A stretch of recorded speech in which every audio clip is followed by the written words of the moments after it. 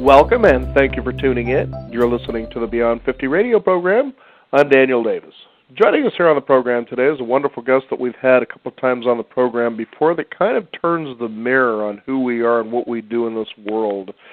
Today we're going to be talking about his book, Hoodwinked. It's the story of an economic hitman who reveals why the world's financial markets imploded and what we need to do to remake them.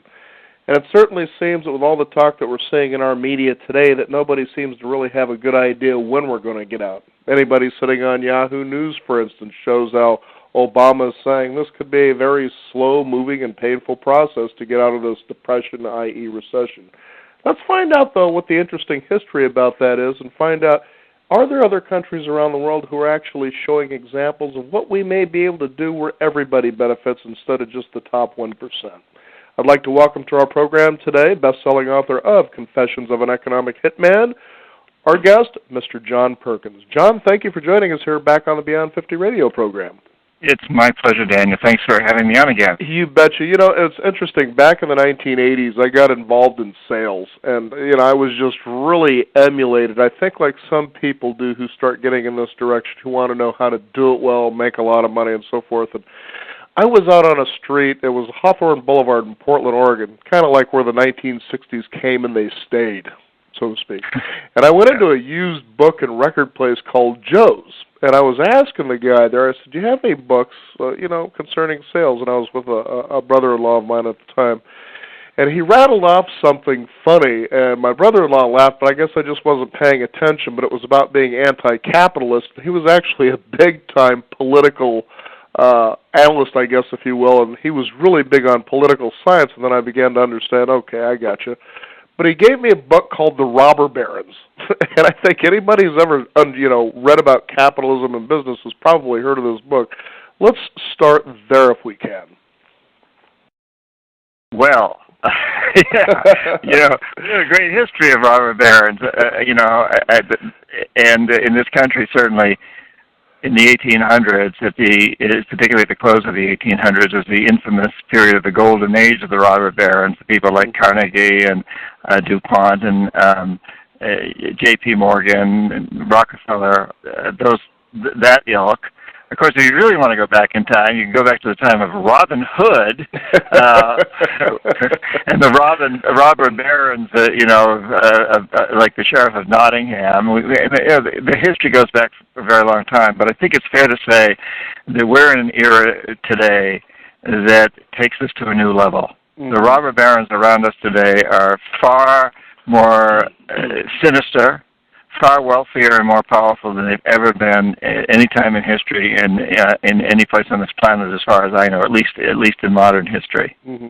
Now, what's fascinating for the audience to know is what your role is to how the United States kind of gained its power by basically going in and promising countries economic infrastructure setups, and your job was to help create this lucrative financing that went back to private companies to go and implement these procedures to rattle a country into debt. Kind of explain in just a little more detail what it was you did. Well, I was one of the Sheriff of Nottingham's men, I worked for the robber barons, and I'd like to think of myself today as being more like Robin Hood, that I'm out to try to turn this thing around. But in the old days, back in the 70s, when I was what we call an economic hitman, my official title was chief economist at one of the nation's premier consulting firms. I had a staff of close to 50 people working for me, and our job was really to bring people into the fold of the robber barons, to bring them into what you might call the world's first global empire, which is basically run by the robber barons. And we did this in many different ways, Daniel, but perhaps the most common way was that we would identify places, country that had resources our corporations coveted, like oil, and then arrange a very large loan to that country from the World Bank or one of its related organizations. And yet the money would never go to the country. It would go to our own corporations, the ones owned and run by the robber barons, to build big infrastructure projects in that country, things like power plants and industrial parks that would serve the very wealthy families in those countries as well as our corporations, but not the majority of the people. who are too poor to buy electricity. Industrial parks don't hire many people, so they can get jobs there. And yet the people of the country were left holding a debt, a huge debt, and that they could never repay. And so at some point we'd go back and say, since you can't pay your debts, you've got to do something for us. Give us your oil at a real cheap price without any environmental restrictions. Let us build a military base on your lands. Join us and vote with us in the United Nations. Things like this. And in the few cases where we failed to bring these leaders around, to get them to accept these kinds of loans, and I talk in my books about how I failed with Jaime Roldos of Ecuador, president of Ecuador, and Omar Torrijos of Panama.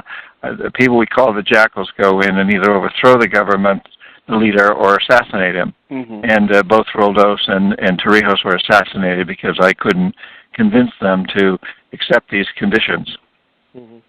Now, what's been interesting about this whole journey, too, is how the people of the United States have come to view what the reactions to what we were doing in these other countries, given Ecuador as an example, or Venezuela.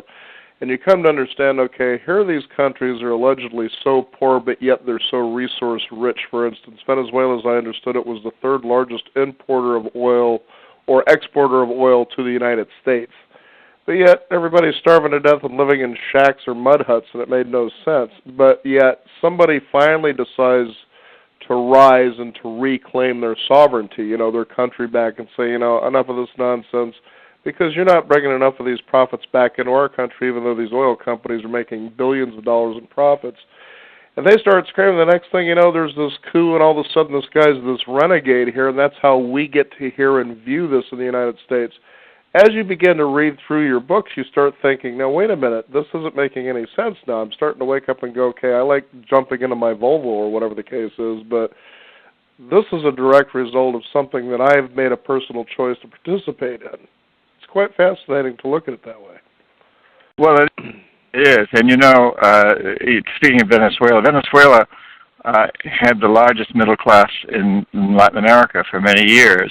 And basically they were ripped off by former presidents, primarily Perez. He's the most famous. He became the richest man in Latin America as president of Venezuela. And the economic hitmen were very much in there, robbing the country blind, basically, in the name of a few wealthy families like the Perez family, because they had all this oil.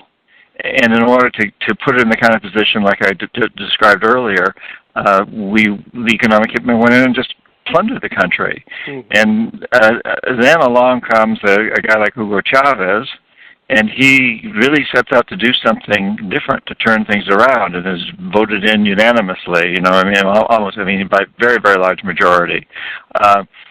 We tend to really dislike him in this country. His rhetoric is acerbic. It's not always pleasant.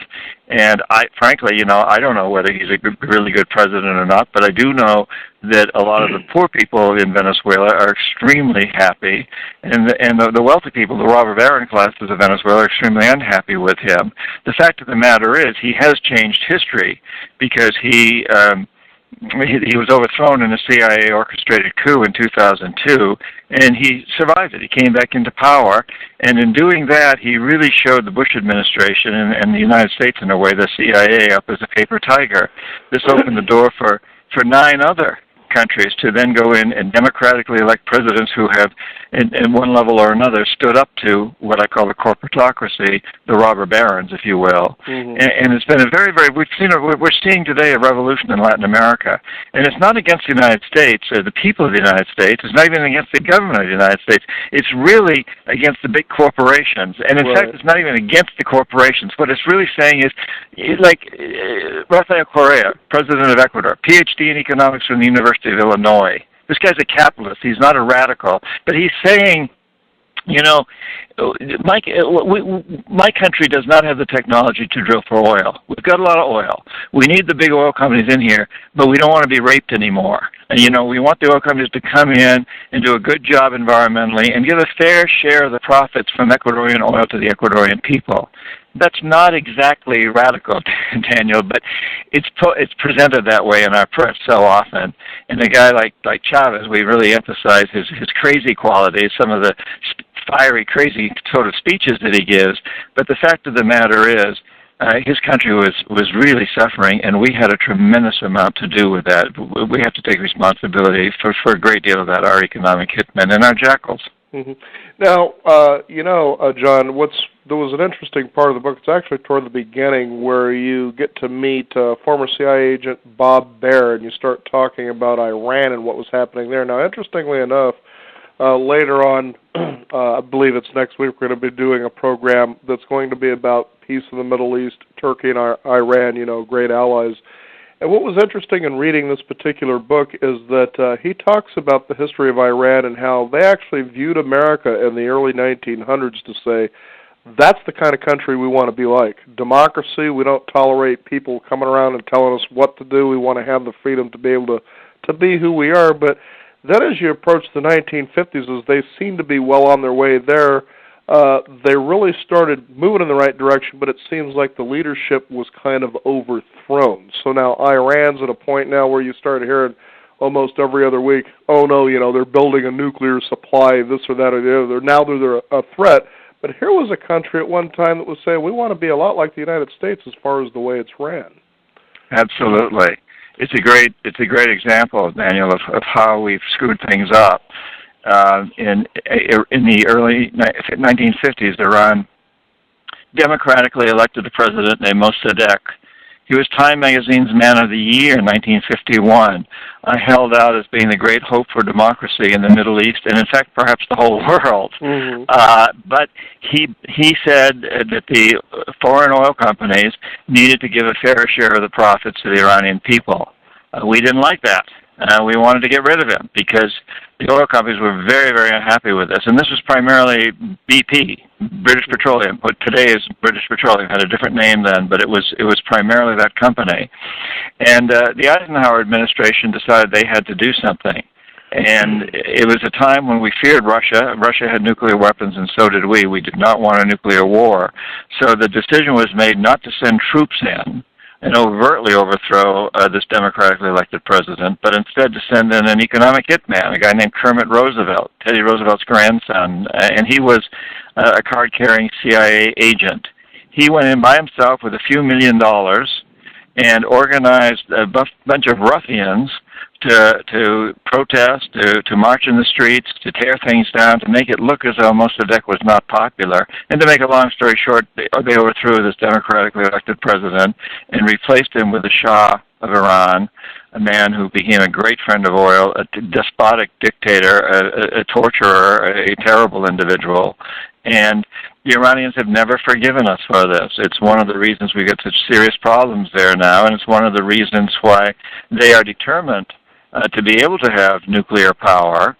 And they're saying, geez, we're surrounded by nuclear people. We've got, there's Russia, there's Israel, there's India. We're surrounded. And now Iraq, where the U.S. is located, and we certainly have nuclear weapons. So they're saying, they're saying we don't want nuclear weapons, but we do want nuclear power. But in a way, it seems very hypocritical of us after having overthrown that democratically elected regime now to say, listen, we don't mind having you surrounded by people with nuclear weapons, but you can't even consider having any nuclear research in your country that's aimed toward power. I think it's a very, very unfair situation. And, I don't like nuclear weapons at all. But, let me say that. Let me go on record saying that. But it's really unfair to single Iran out.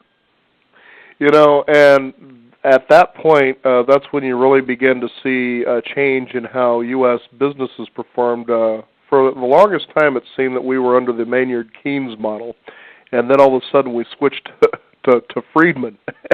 And then there was the Ronald Reagan era, and it was funny how back in the day it seemed that Ronald Reagan was the president, but you look in retrospect and realize just how much the country changed in its business practice and especially in its economics as he began to encourage people, go out and spend, get yourself in debt. So literally we were becoming that byproduct of exactly what we were doing to other countries. Could you describe that for us?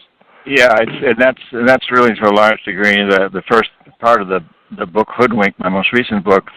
It was really hard not to like Ronald Reagan. He was very charming and charismatic. As every good actor is, I guess. Exactly. Well, actor anyway. Yeah, exactly. And he was an agent of the corporatocracy of the robber barons.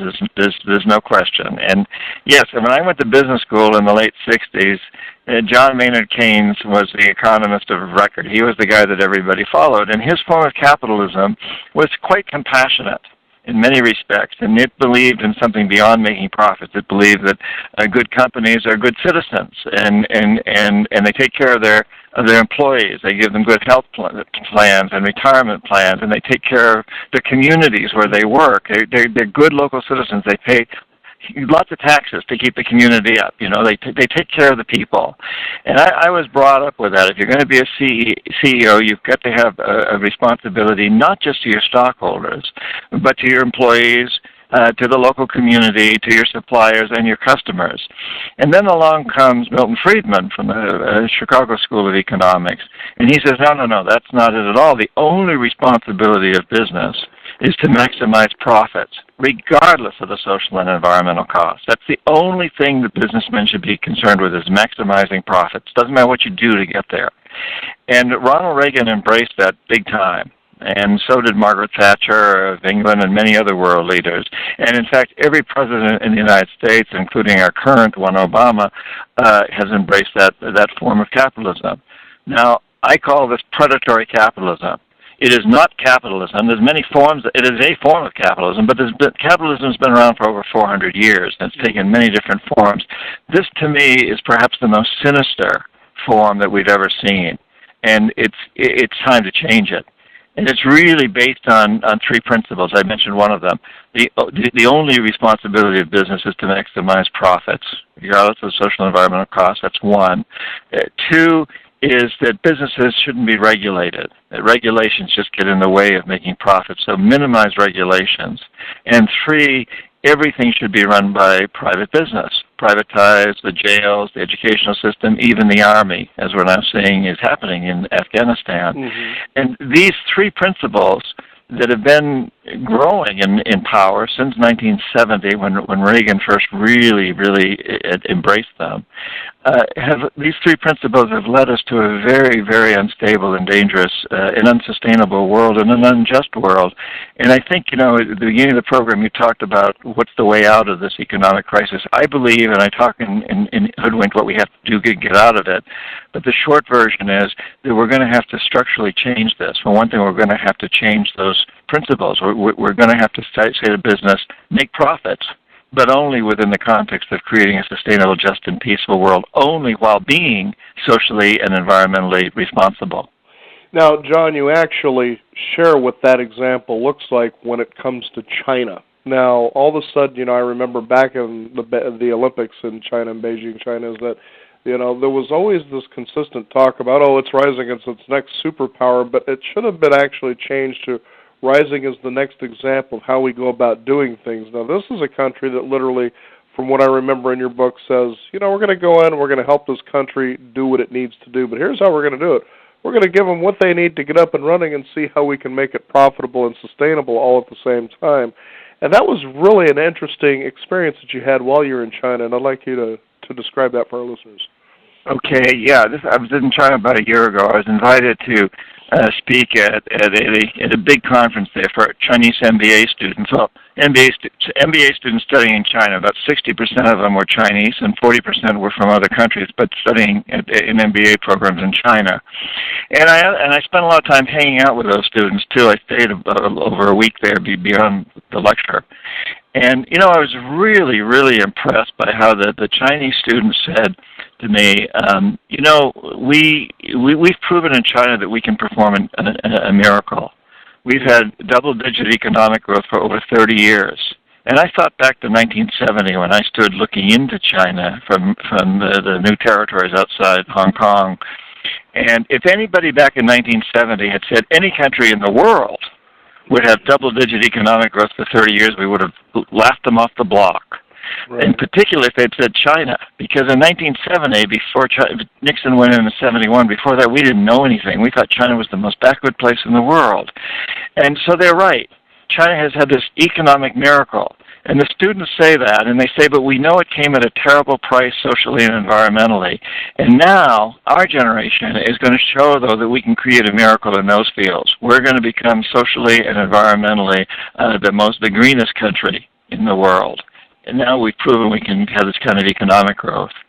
And in fact, when I go to places like Latin America, where I spend a lot of time and I speak Spanish fluently and I meet with leaders of countries there, they tell me, we would much rather take loans from China than the United States or the World Bank, which is run by the United States. Yeah. And I say, well, why is that? And they say, well, China doesn't put the conditionalities on. They don't force us to hire Chinese firms. And perhaps more importantly, they don't have a military presence here.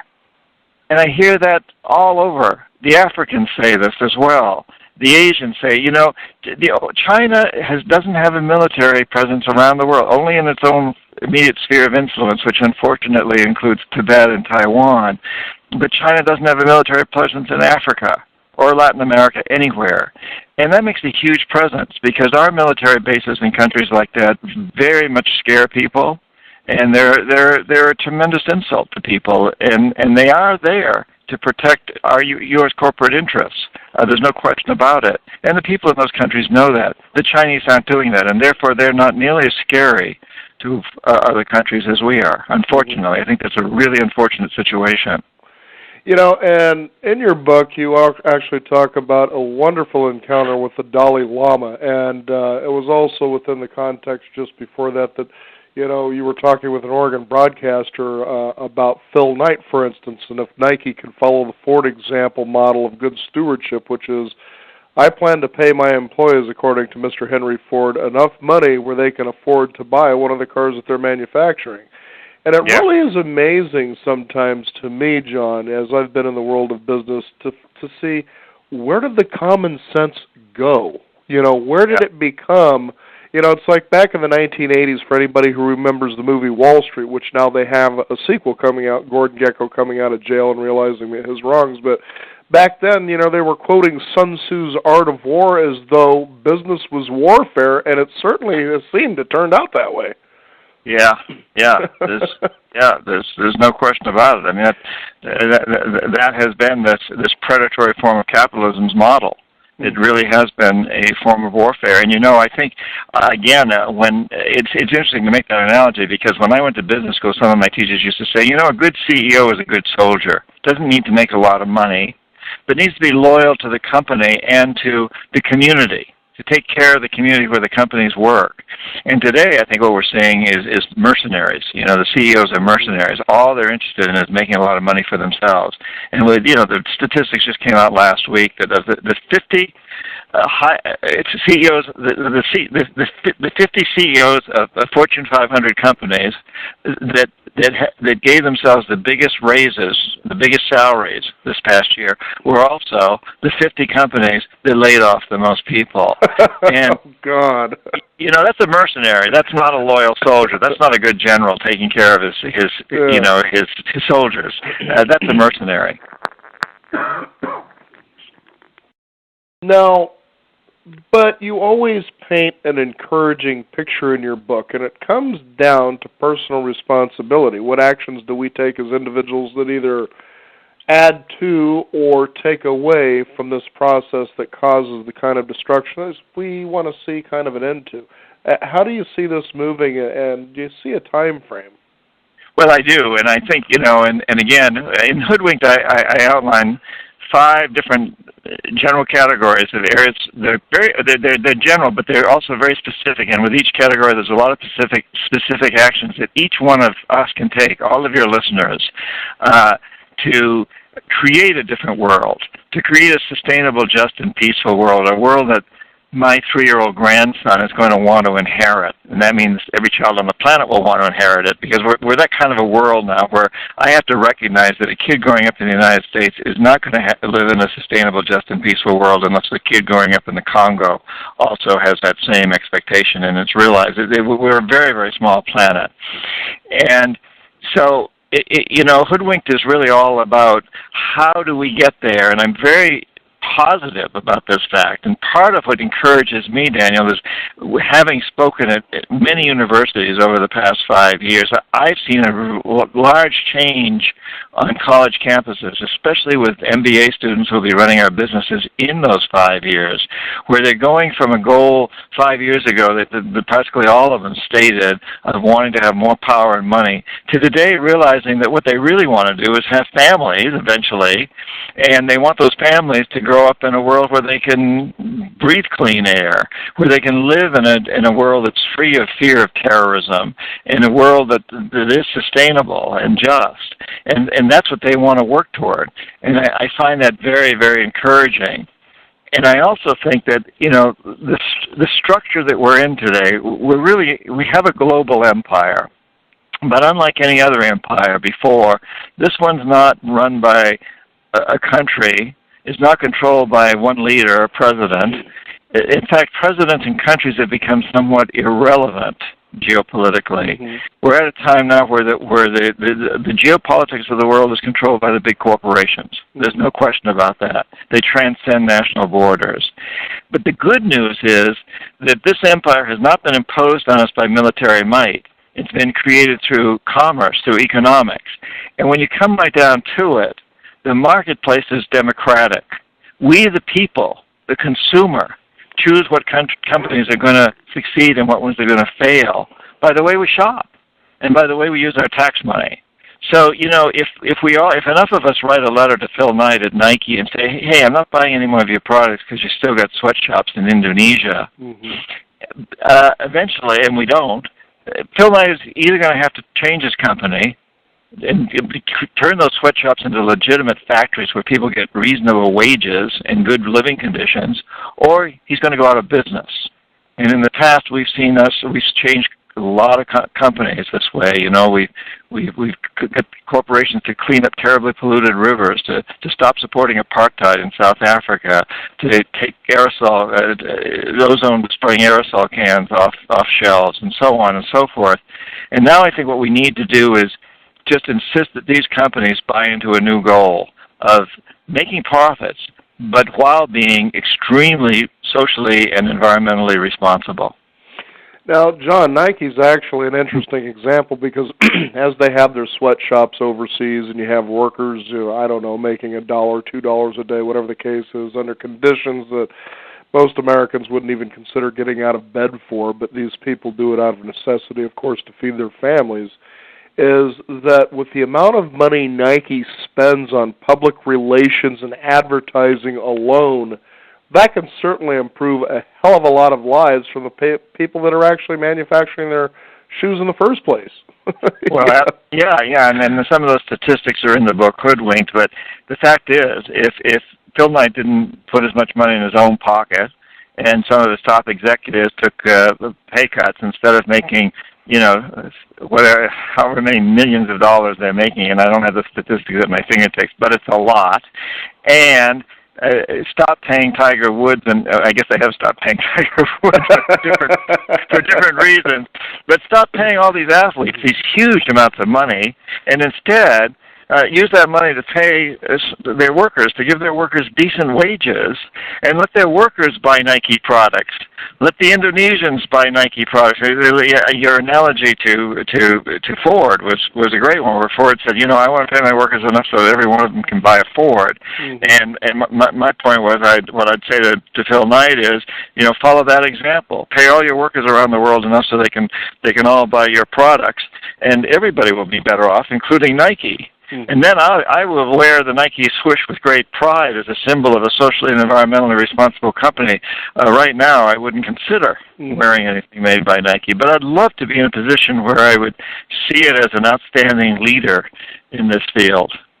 You know, it's funny, John, is we just kind of hit on what I believe is an interesting paradox, especially about how Americans buy. And that is, we tend to buy through conditional advertising. We've been conditioned by advertising to make some of the choices, and in maybe some cases, almost all the choices that we make in lifestyle. So we buy this because we identify with the commercial that everybody else seems to talk about. So we all feel good because we're part of a community, because we share something in common. That's that commercial. Let's call it a Nike shoe. But the truth is, we really do buy on the precipice that we want to feel good about our purchases, to feel better about ourselves. it seems rather than a commercial shaping what our personality is, what our character is to make us feel good about our purchases, that a company does the right thing so we truly feel good that we've spent that dollar and we've improved the lives of other people. To me, that seems to be a tremendous change and payoff. Yes, I love that concept, Daniel, and I feel that way. I shop very consciously whenever I buy, and it makes me feel good when I buy from a company that I know is really trying hard to do the right thing.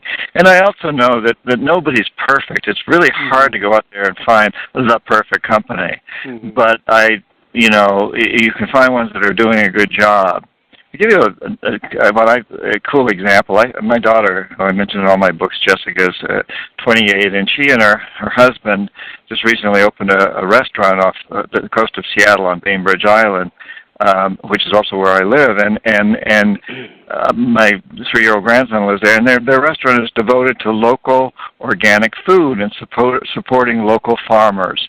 And they go out and visit all of these farmers, and you go out and you buy from these guys, or you eat at this restaurant, and there's a lot of restaurants around doing this now, and you know that you're supporting the local community, and you're supporting people who are taking care of themselves and their families in the best way possible, and also taking care of the land.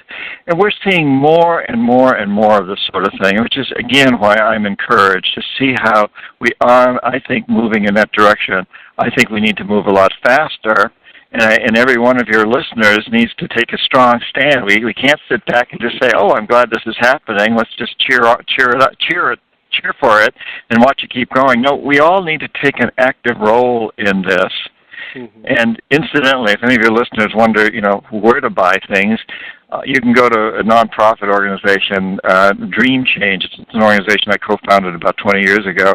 DreamChange.org. There's a lot of links to very good companies on that. There's a lot of information out there. I'd love to have people also go to my website, johnperkins.org, and subscribe to my newsletter where I talk about these things. There's a lot of good information out there. And, there's nothing that can make you feel better than supporting people that are doing really good things. Whatever we have to buy, whether it's tennis shoes or food, we all need to buy food, and we must do it consciously. I think you're absolutely correct, and as you said, there's a lot more change in the positive direction than most people are actually seeing, reading, or hearing about. In fact, as you were talking about the restaurant, is that I know of one in Portland, Oregon that's part of 80 restaurants across the nation, and the manager just simply made this decision to say, from now on, we're going to recycle as far as we can go. And they've literally eliminated their trash down to next to nothing. In other words, they recycle, they break down everything. They also do exactly what you're talking about. They buy most of their produce from local organic growers. I mean, just think of what that does immediately for the community at large. It's wonderful, and I'm right now. I'm in near Hanover, New Hampshire, where I grew up. I was born, and I had breakfast this morning at a little restaurant called Lou's in Hanover, which is where Dartmouth College is. And I've been going to Lou's since I was about a year old, I suppose. It's been there for a long, long time. They just got a new menu. And in their new menu, they talk about all they've done to cut down on their use of electricity, installing new kinds of lights, new kinds of dishwashers, all the fact that they're now committed to buying locally. This is a big change for them. They weren't doing these things a few years ago.